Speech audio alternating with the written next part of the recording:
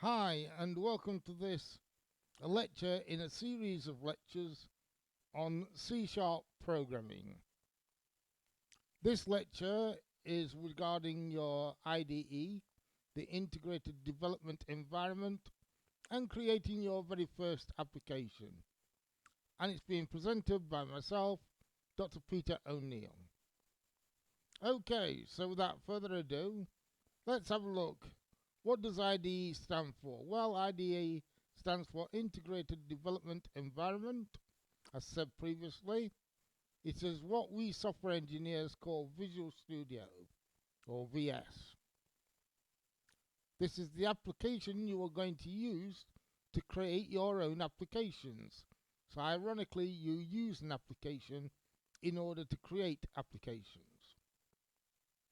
Once you have logged onto the SHU network by external means or sat at one of the universities in the labs or have installed the application onto your desktop/laptop, you will need to run the IDE or Visual Studio.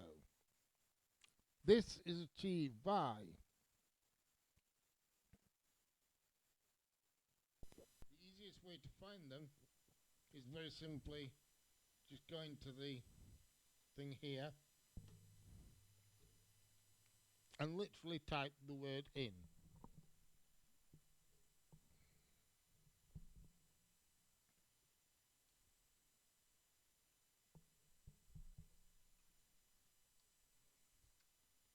And there we have it. Now you can actually use your mouse and go up and select the one that you want.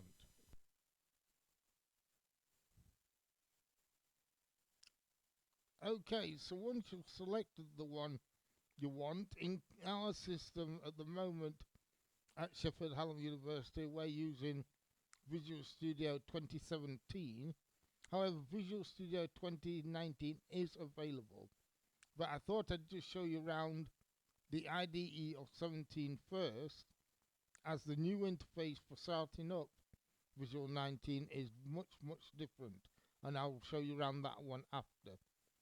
I think once they change it to the new version of 19, I forecast that it will stay that way for quite a long time. Okay, so when you first initialize set it all up and you click on it, this is what you are presented with.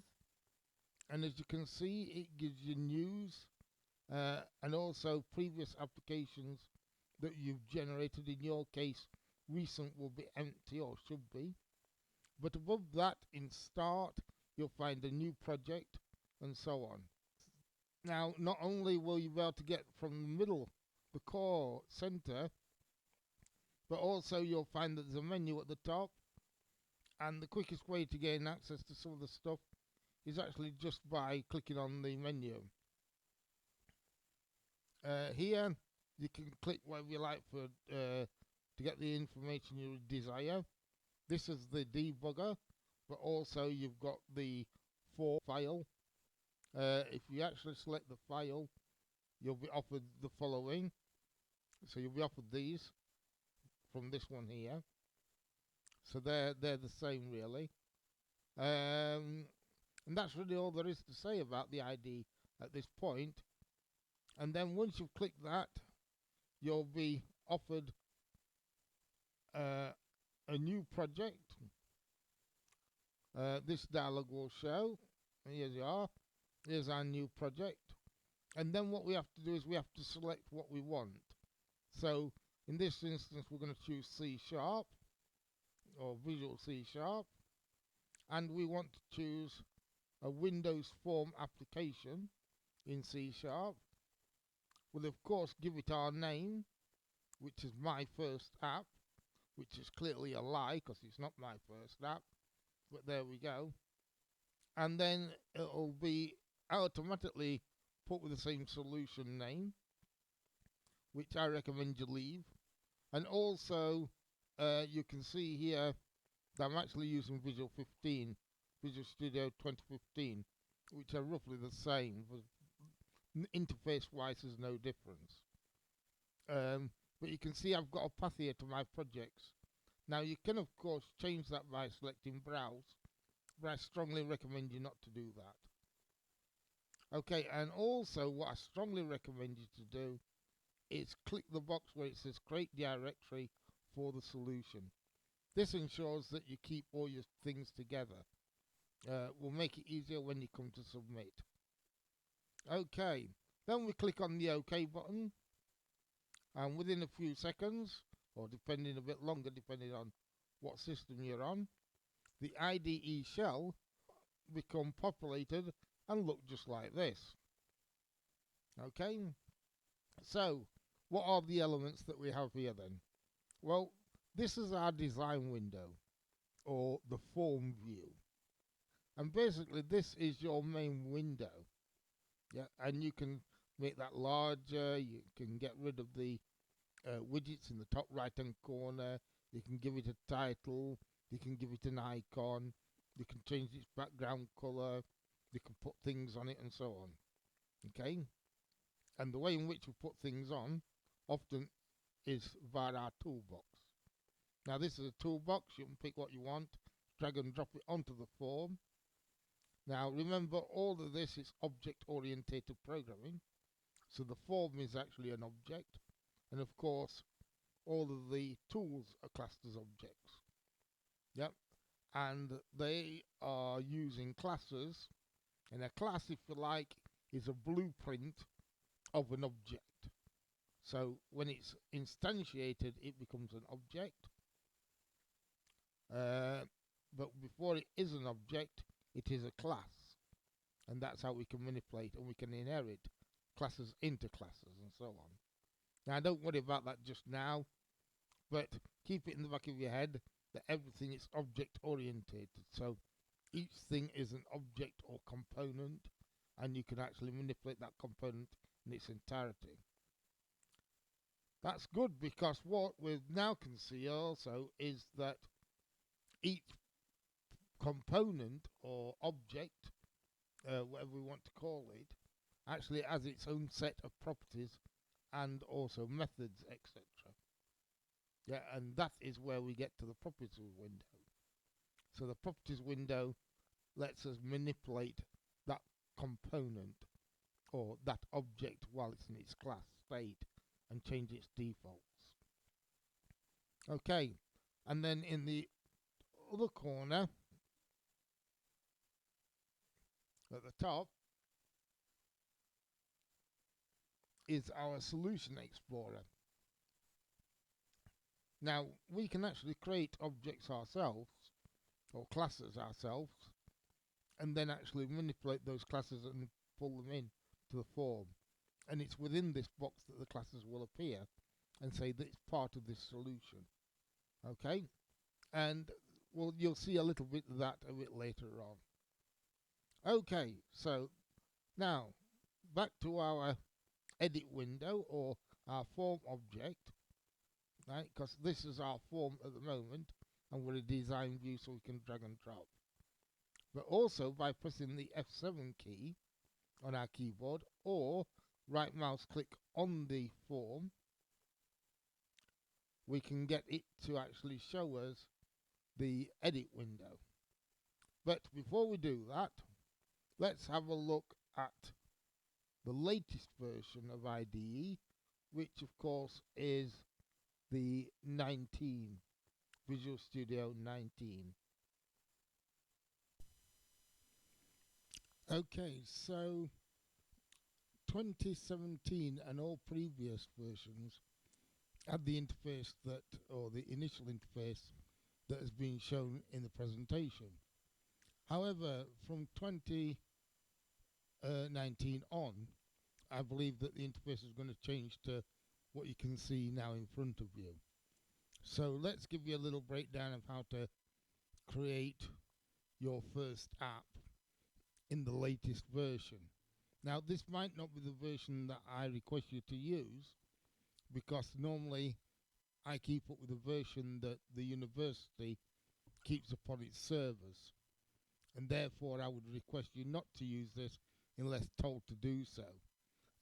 I normally do have the latest version on my machine, so I could in theory mark your work, but if I've told you not to use it, then I won't expect to use it either. So you stick with what I've told you to use. Okay, so as you can see, it here lists the recent folders that I've opened, and that only goes, or created, and that only goes so far, like this. You can actually search for them by typing in here.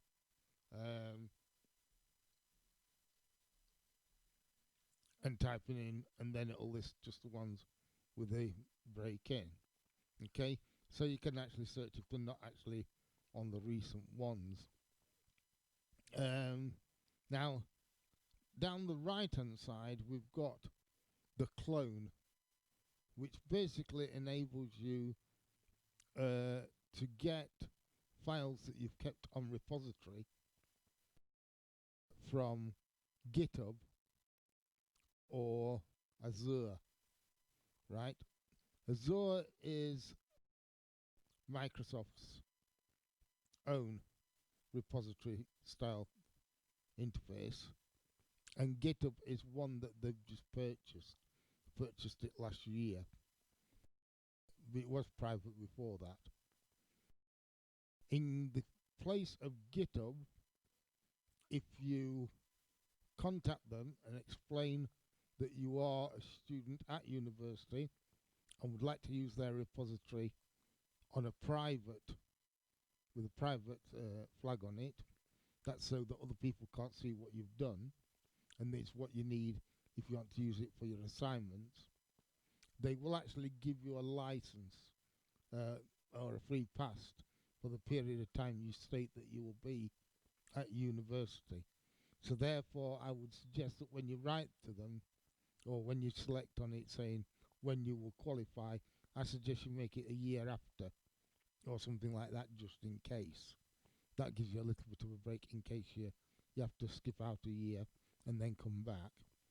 Okay, so best to be safe than sorry. Just give yourself that extra year so you're not worrying about that. And that's on GitHub. We will try and look at that a bit later on in the year at how you do that. Okay, now this one is to open a project or solution. And if you notice on all the ones that we've got here, that are listed here, they all end with SLN. That's Microsoft's abbreviation for solution. So basically, this one will open any of these. Okay? Now, the next one is basically to find a folder so that you can pull things together and add things and so on. Okay? So it navigates and edits code within my folders. So you can just pick up a single file instead of a full project. Okay, and of course the last one, which is the one we want in this instance, and you'll be wanting it throughout the entire year, right, will be create a new project. So if we select this one, we then have to give it a few minutes or a few seconds, whatever depending on how fast your machine is, to actually fire up and get itself sorted. Now you'll see across the top here we can search again for a project still, but we can now also select the type of language we want to use, and there is quite a few of them. I mean, we've got Visual Basic, yeah, TypeScript, TypeScript, a query language, Python, JavaScript, Java, F Sharp, C++, and C Sharp, which of course is the one we are going to select. And again, you can now choose your environment, and you can do it for Android, Azure, iOS, Linux, Mac OS, TV OS, that's for televisions, of course, Windows, which is the one we're going to choose, and Xbox. So, you know, we're going to choose Windows in our instance because that's what we're developing for. And then, of course, you can choose your different types of device. where you want it to run on the cloud, on the console. Console essentially is the DOS prompt. You know, you're probably not going to use that much. Desktop, extensions, games, I IoT, yeah, which we will learn about later on, I'm sure. Libraries, machine learning, mobile devices. They're all your telephones, your mobile telephones, and so on. Okay, and there's more and more and more, which I'm not going to go into. But in our instance, we want the desktop, so we'll select that. And then what it does is it changes these to match what we've selected up here. And in our instance, we want the Windows Form App .NET framework. And as you can see, it's listing that we've done it in C#, Windows, and desktop. Okay, so we'll select that like so, and then we'll select next. Now this will generate, or it will when we've finished, it will generate as an app with all these attributes already set up in it for us. So first of all, we've got to give it a name, right? Now I would suggest when you're writing the name not to put white spaces in between the words. Okay, so for example, have you noticed here, Windows Form App 1, each word begins with a capital letter. Yeah, and I would suggest that we do the same.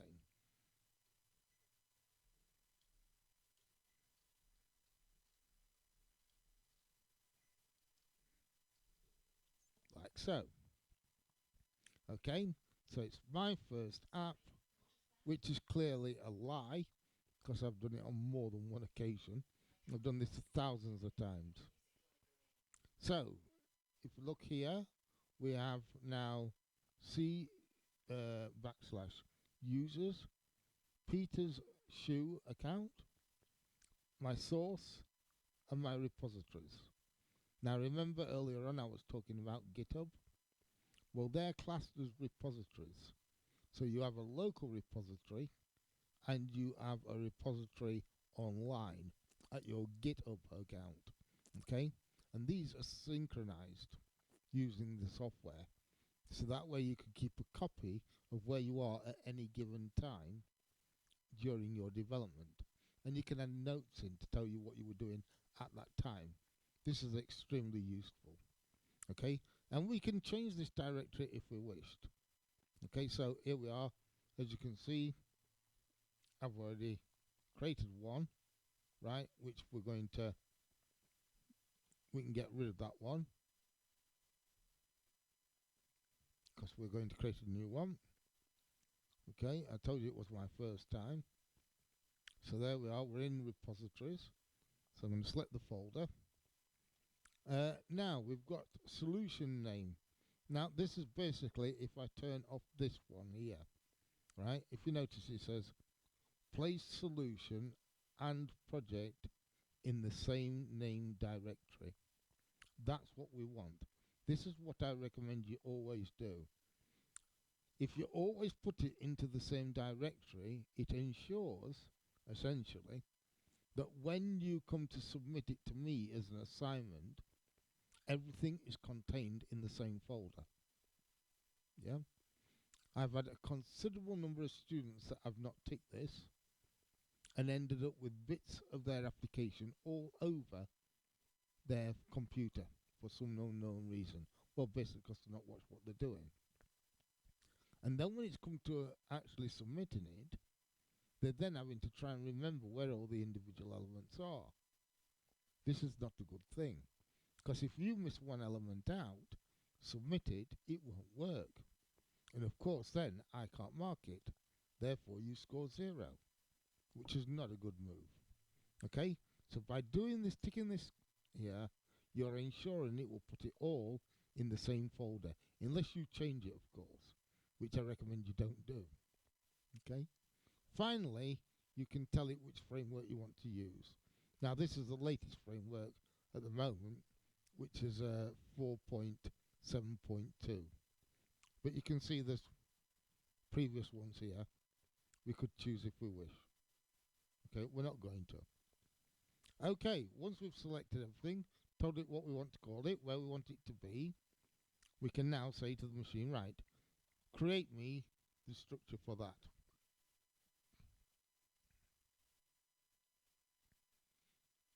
And after waiting a few minutes,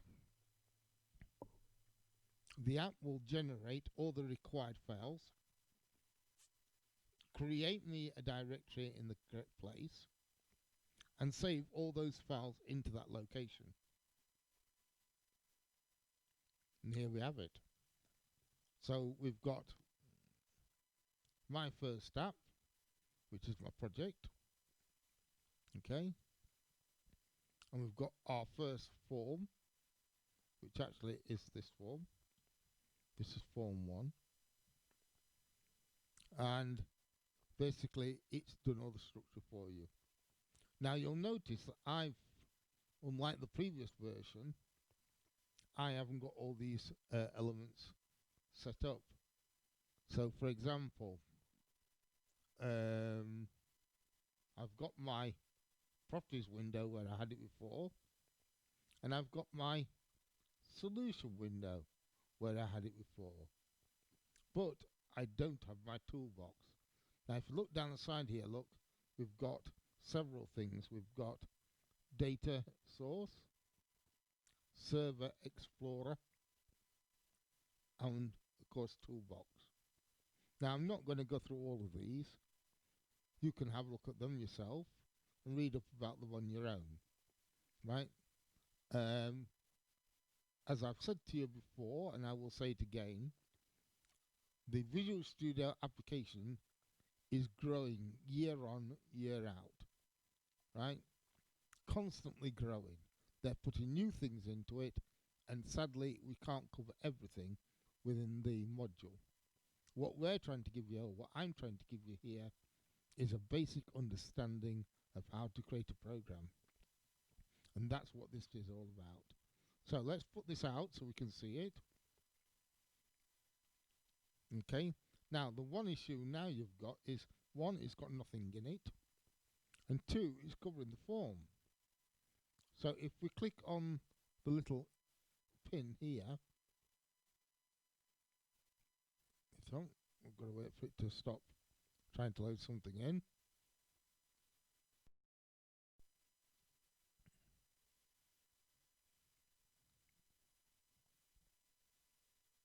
There we are. If we click on the pin, we will notice it will change, and also this piece will jump out.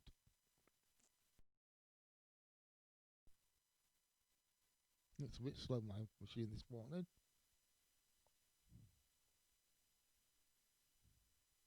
Let's try that again.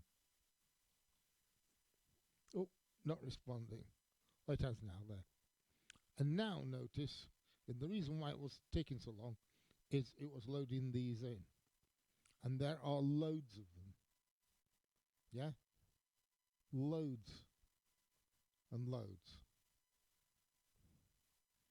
Yep. We will look at some of these in a little more detail, and I'll try and give you extra bits for you to go and have a look at that I've played with. So I've played with quite a few of these. Not all of them, I hasten to add, but a few of them. And we'll have a look at those. Now, that is laid out much like the previous version. Okay? So we'll leave it at that, and we'll return to our My First App shortly.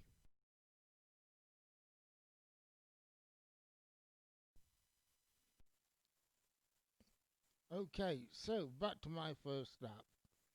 So as you can see, when we right mouse click on the designer window, irrespective of what version we're in, or we press F7, we get this edit window displayed instead of the design window. Yeah, so and basically our form starts here, And form 1 is the actual title of the form, and it's been inherited from form. Okay, so there's a class called form which we've inherited, and we've called it form. Much like we can have numbers called integers and doubles and other variable names. Okay, so it's just a variable name really. And then we get the class by using the Systems Windows Forms class. So that's where the class is held, so the computer knows where to get the blueprint or the class blueprint from, so that when it instantiates it, it creates a form 1 object, which is a type form. Okay, this is where it begins inside the opening curly bracket, and this is where the form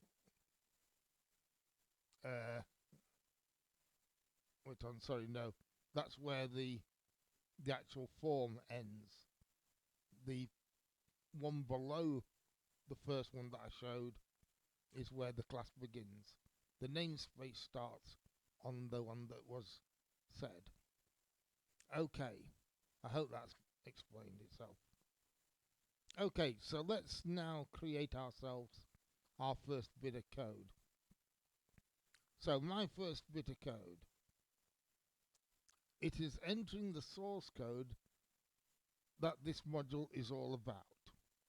Without the source code, applications do nothing.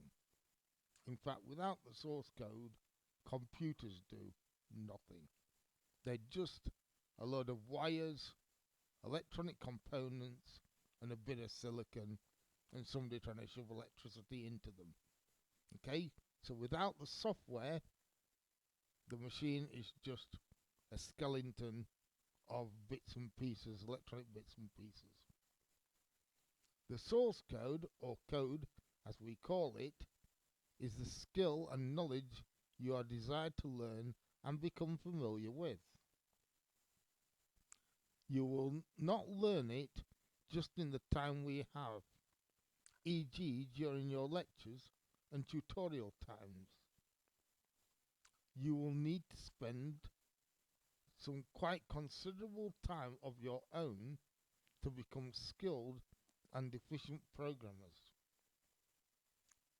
I estimate that for every hour and a half that you spend with me, you should be really spending double that time on your own trying to learn the code as well.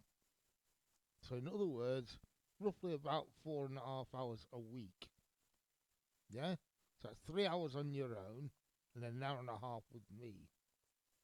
And that is the way that you'll get it to stick in your head. Without doing it, I can show you until I'm blue in the face and you're blue in the face. But if you don't use it, you will lose it. Okay? So take this on board and make sure that you look at it regular and come back and try different things. Because it is trial and experimentation that will teach you the most. Okay, move the mouse cursor over the toolbox and click on the button component. Then move the mouse over the form, then click again. The button will appear on the form. Okay? If the button is not selected, which it should be because you've just dropped it, click on it once and the attributes within the properties window will change to match the button's description. Okay? So you'll notice that they'll change from the form, they'll change to the button's properties. Now find within the properties window the attribute labeled text as shown in the diagram following. So here we are. Right, it says text and I've entered the word message. into that name. Typed it in, clicked on it and typed it in. Notice at the top it says btn underscore message space system Windows form button. Okay, that's because it's called btn message and not button, because I've actually given it that title by going to its name and typing btn underscore message. Now, I do something that's quite unorthodox, right? You will find that most books suggest that you use something called camel case, and that is that the first letter of the first word is lowercase, but every word after that, the first letter is uppercase. Yeah, that's called camel case. Okay? I don't use that method. I use a label at the beginning of the type, followed by an underscore, followed by a description of what it is, or what it does. So this is a button that gives me a message. Okay? And I do that because of my disability. I find it quicker to be able to select the group of items and pick the one I want, and use the telesense to work for me as an advantage. Okay, so you can use either method, but whichever method you use, be consistent. Don't swap between them. Then click on button 1, and it's now replaced with message. Double click on the message button on the form in the design window. This will be replaced by the source code edit window with the following. Here we are. So we're back to our form again, and notice inside our class of form now, we've now got a thing called private void btn underscore message, which is what we called our button, underscore clicked, because we've clicked on it. The double click makes an event or a method that is actually a click method. Now, type between the open parentheses, that's the squiggly brackets, and the closed squiggly brackets, after private void button btn underscore message underscore click, open brackets, and the following information. Message box dot show, open brackets, open speech marks, hello, exclamation mark, close speech marks, close brackets, and finally put a semicolon on the end. Now I've missed that out on here. I've done that on purpose because I don't want you copying straight from me. I want you to actually do some of the work, because typing it in will help you remember what to do. Right. Save your program from time to time by clicking on File, Save All on the menu, or the 2 double discs. Okay, so you've got a single black disc and a double black disc. These I think in the newer version are blue, not black. Then click on Now Run the Program and click on the Start button as shown there. Okay. Once the application has been compiled and linked, which it will do that all automatic for you. In days gone by we had to do that manually, but now it's all being done for you. Your first application will be displayed on the screen, much like this one here. There we are. So we've got our message button on our form.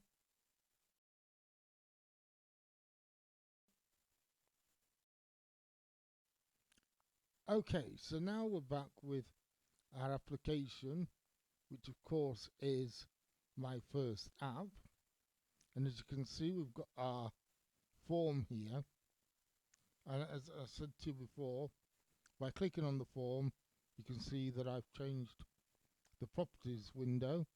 And these are all the things that you can do with the properties of the form. And these here, if you click on the flash of lightning, are all the events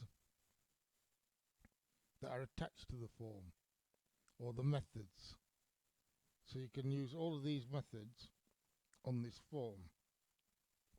Now most of them we'll probably never ever use, but some of them we will. And often we might double click on something, create something, and then think, oh, it's not quite what I wanted that. And we can go in here and change it. Okay? Because everything links together. Okay, so let's get back to our properties window. There we are. So we're back to the property window, and we can go back to the top. There we are. And look, we've even got a click on the form. We're not going to use it in this instance, but there's the click on the form. So what we want to do is we want to add a button to our form. Now, I normally select this one here, and it's in alphabetical order. So I just drag my button across. Notice straight away that the form now has changed to button 1, System, Windows, Forms, Button, which is a class. Yep. And we want to go to the properties window. And this is the text that's on our button, which remember I asked you to change to message, so I'm going to do that.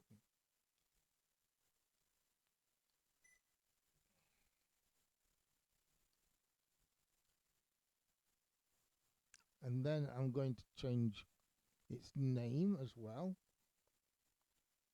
Let's go back to the top. You see it's called BT button 1, which I'm not going to use. I'm going to use my unorthodox method.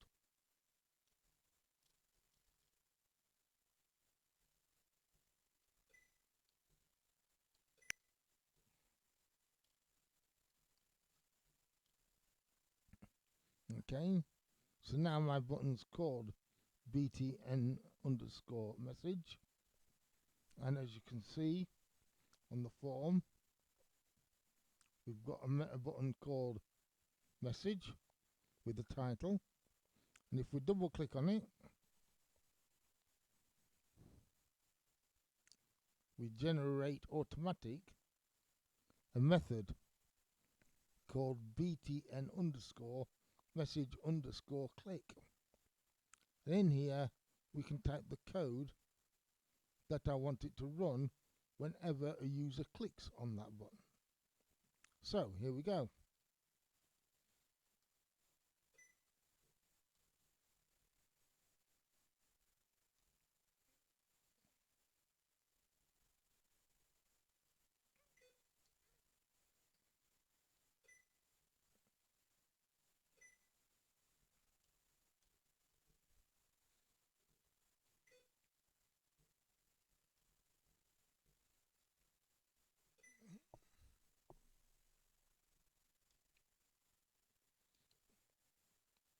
Notice straight away I put the semicolon on the end of the line. This is true for every line of code, with the exception of if statements, the exception of for statements. Okay? The while has it on the end. Sorry, no, it doesn't have it on the end. The do while does have it on the while, but not the actual while itself. But you'll come across that later on. Now, just for a little bit of clarification before we move on. So, this is using the Systems folder, the Windows folder, and the Forms folder where form this here is stored. Okay, and this is the class. This is what is instantiated into an object. So from here to here is where the class is contained.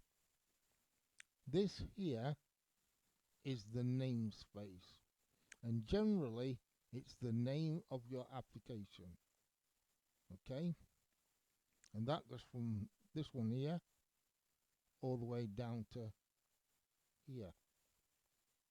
Okay, so when we run our program, it comes in, it does this one, public form, and it initializes, excuse the Americanism, right, every component that we've got in the form, or on the form, or connected to the form.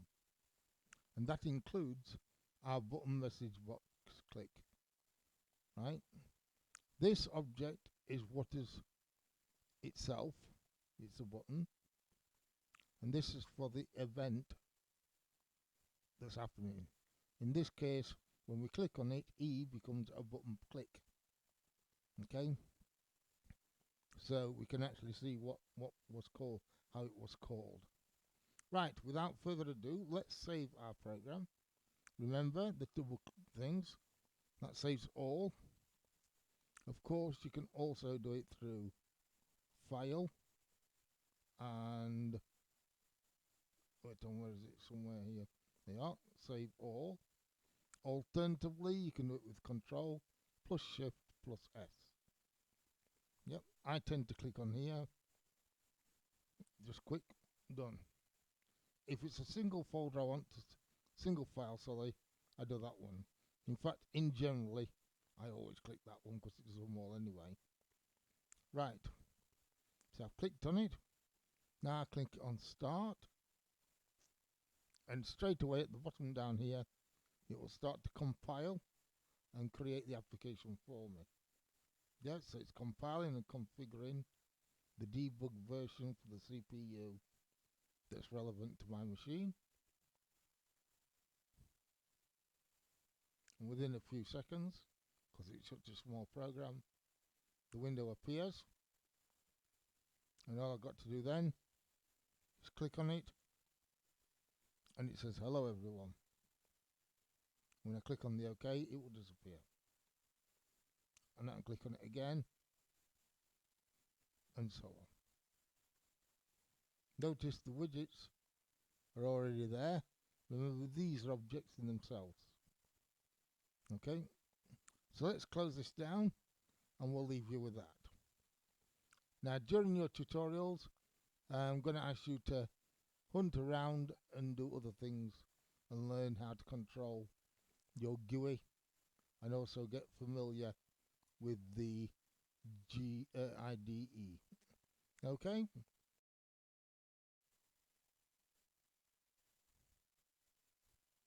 Well, I hope you enjoyed watching me doing my first little bit of coding, and I'm sure you can follow along in the tutorial sessions that will follow you watching this video, hopefully. Have a go at it and have a good look round your IDE. There are also a written chapter on the topic, on this topic, for you to look around the IDE, and it gives you some more information and a little bit more in depth.